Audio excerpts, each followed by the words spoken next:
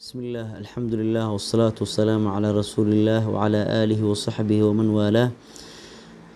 السلام عليكم ورحمة الله وبركاته.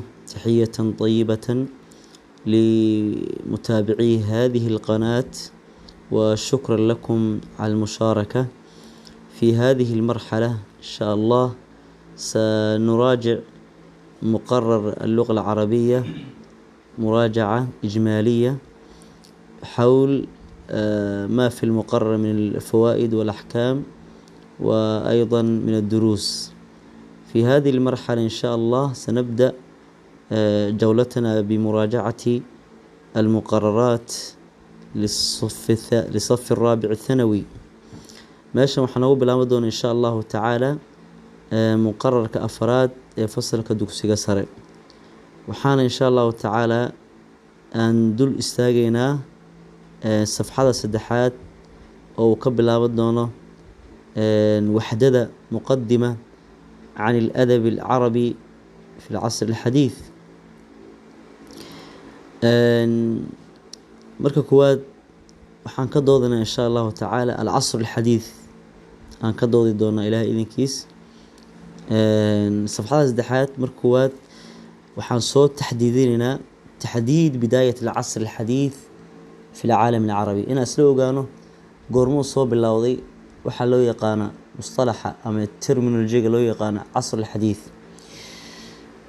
صفحة السدحات وحاكو قرن هناك وجهات النظر مختلفة وحاجر أركتية كالدوان كنا صابسا وقتك وصوب اللوضي العصر الحديث. لو قولا كجرو ماشو كصوب اللوضي يعد لجان قاضي. قولك كوات وحال رهي في الجزيرة العربية بتحالف الشيخ محمد بن عبد الوهاب مع الإمام محمد بن السعود. وحصو ظاهري جزيرة العرب أي قصة ظاهري عصر الحديث حلقة صوب الأوضي قوله اسبه ستذي وهو قامني الشيخ محمد بن عبد الوهاب. تاريخنا كوباغنيت كن بقول كنتن يتدوده هجري وقول كوات. قول كلابات وحكسو ظاهري مصر وحلصو ظاهري قوله الحملة الفرنسية قوله فرنسا أما فرنسيسكا باحتلال مصر أي كوكب سنة مقالة مصر كواسو فرنسا يعني هربوذي بقيادة نابليون بونابرت نكاس ayaa horbooday markay taariikheed 1213 marka la fiiriyo qolada dhahday jasiirada العربية iyo qolada dhahday Masar ku soo dilaacayna tiyaarkii Sacuudi ololihii Faransa ay ku soo qaadeen duulaanka magaalada Misr waxa u dhaxay waxyar maxay ila 12 iyo 12 macnaha ay taariikh cadeynaysa الموافق kuna beegan 1798 miilaadiga.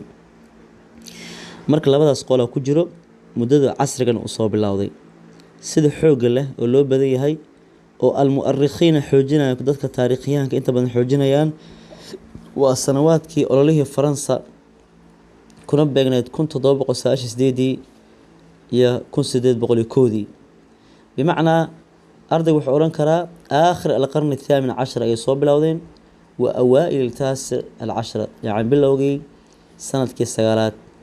marka meelaha macluumaadka meesha ardayga loo keenay saxiix qaladka la rabo inuu isticaabo u fahmo oo halootu isku qasin.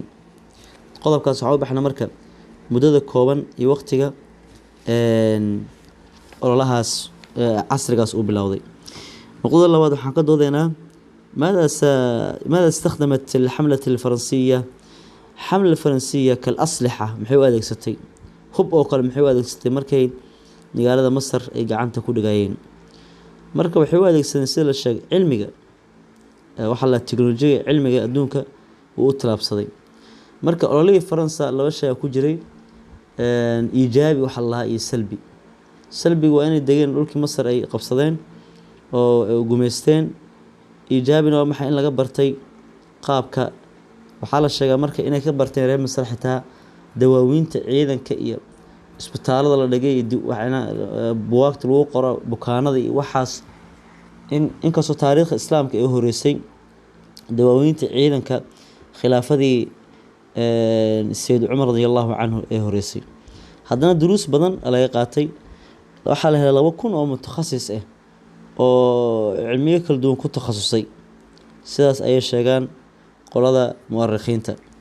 sidaas daraaddeed marka haddii lagu weydiiyo yacni ololahooda qaabka usoo galeen, waxay kusoo galeen cilmi ayagoo hadafka ay yani cilmigaas keliya waxay tahay fii tasyiiri ma'aaribiha, inay dantooda gaareen.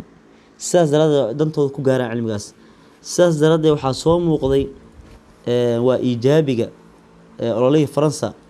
waxaa soo muuqday udabaa, niman adiibka iyo fanka aadka yani aada u yaqaan luqadda, wala culamaa ay kasoo muuqdeen marxaladaas.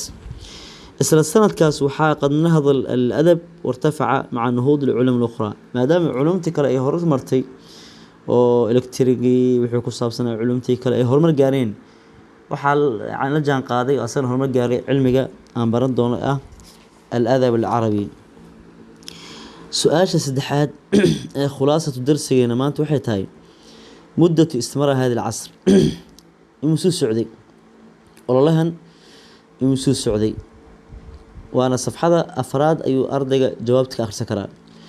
waxaan leenahay muddatu istimraar hada alcasr alxadiid wuxuu socday kasoo bilow mund yani 1897 xata alaan xilliga hadda aan joogno weli ma xirmin alcasr alxadiid aan ku jirnaa. aladab fi tilka alfatra, adabka xilligaas baxay fatradaas ilaa hadda maxaa loo yaqaanaa? marka ardayga haddii la weydiiyo adabkaasi wuxuu oran karaa aladab alxadiid, yani sugaanta ama yani qeybta fanka adabka xadiidka cusub. marka meeshan waxaa u jawaabnay 2 su-aal ah. goormuu soo bilowday casr alxadiid 1897, goormuu dhammaaday ma dhammaan, waxaa leen ilaa hadda wuu jiraa. xataa adab maxaa la marka kalimatu adab fi lcasr alxadiid maxaa loo yaqaanaa? waxaa loo oran karaa ereyga musطalaxa ama erebixinta adab waa isbebedelaa, kaasoo keenaya isbebedelka ku dhaca tagyiir almusطalaxaatka. waxaa keenaya isbedelada ku dhaca xagga siyaasadda, bulshada iyo xagga cilmigaba. marka gunaanadkii gebagabadii adab waxaa la dhahaa oo wuxuu kugu qoran tahay safxada 4. waxaa kugu qoran gudaheeda gebagabadii gunaanadkii cala naxwi taali cala naxwi alaati sidaan lagu heshiiyey. adab haddii lagu weydiiyo tacriifkiisa waxaa leedahay alkalaamu alinshaai albaliiq, waa hadalka curiska la abuurayo. alkalaamu alinshaai, kalaam inshaai waxaa la dhahaa qofka wuxuu curinayo uu alifayo. albaliiq xeelad dheer leh oo macno weyn taabanaya, wax aan tarbaqasho iska hadal aan ahayn, hadal macno weyn ku fadhiya ah. alladii yaqsud bihi ta'hiir, loola jeedo inuu saameyn ku yeeshto fii cawaatifi alquraa aw isaamiciin, qofka dhegeysta inuu soo jiito, ama qofku akhriya buuggaas adabkaas ka akhriya baliiq ah inuu saameyn ku yeeshto. sawaan kaana shacran am nathran, kalaamka waxaa loo qeybiyaa mid gabay ah oo qaab gabay yani qoran oo loo tabiyo, iyo mid hadal caadi ah oo murti leh. marka meesha waxaan u jawaabnay ereyga adab waxaa la oran karo. waxaan u gudbayaa adabka labaa loo qeybiyaa, aladab alrasmi iyo aladab alshacbi. aladab alrasmi waxaa la lahaa cabra luqati alfusxa, waxaa lagu soo gudbayaa luqadda fasiixada leh. intaqal ilayna luqat alfusxa mithla adawaawiin. marka adabkan haddii lagu weydiiyo majaalkee lagu darsaa, waxaa lagu darsaa majaal التدريس فيه waxaa leenahay في المدارس والجامعات. adabka horta adabka rasmi waxaa leenahay الأدب الذي ينتقل إلينا عبر اللغة الفصحى, wuxuu ku socdaa luqadda nadiifka ah ee fusxa. luqat الفصحى waxaa loo jeedaa kelimo kasto qaamuuskeeda aad ka helaysaa carabiga, laakiin lahajaadka ay ku hadlayaan اللهجات العامية ama qowmiyadda ama dad gaar ay ku hadlaan, haddii noqoto Suudaan, Sacuudi qaybo ka mid, Imaaraat, lahajaadka ay ku hadlaan gobolka gobol. lahajaadkaasi kalimaadka qaarkood daa baarti kama soo helaysa qaamuuska sida u qoran tahay, laana luqatu fusxa maaha.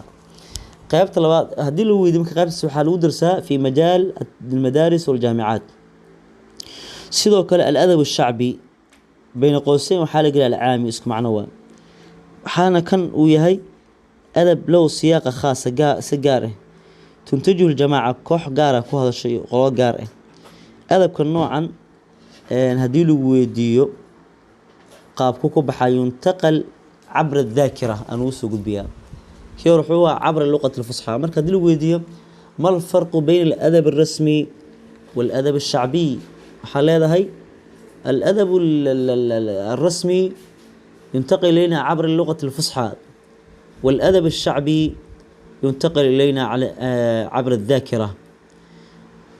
ماشي حنوجد بها قضب كلا الأجناس الأدبية التي ظهرت في عصر الحديث وسؤال مهم نوعية صوعا بحي عصر الحديث نوعية السوانيت وحاكم إذا الشعر المسرحي التمثيلي الشعر الملحمي الشعر الحر يعني متكو صابسا مسرح إن صوب النجو متكو صابسا تمثيل إن للجلو شعر ملحمي عن الدجالة ذي وحاله كصابسا دولان ذا هي قفك إن للسيو وحلها الشعر الحر أي نواقب كمده أنواع ذا أجناس الأدبي سو ظاهري انتاس وحنوق 10 كينا كواد وصفحة أفرادا جونا سؤالها إيقاب لو شقين لها أن أقذ بينا قيبت اللواد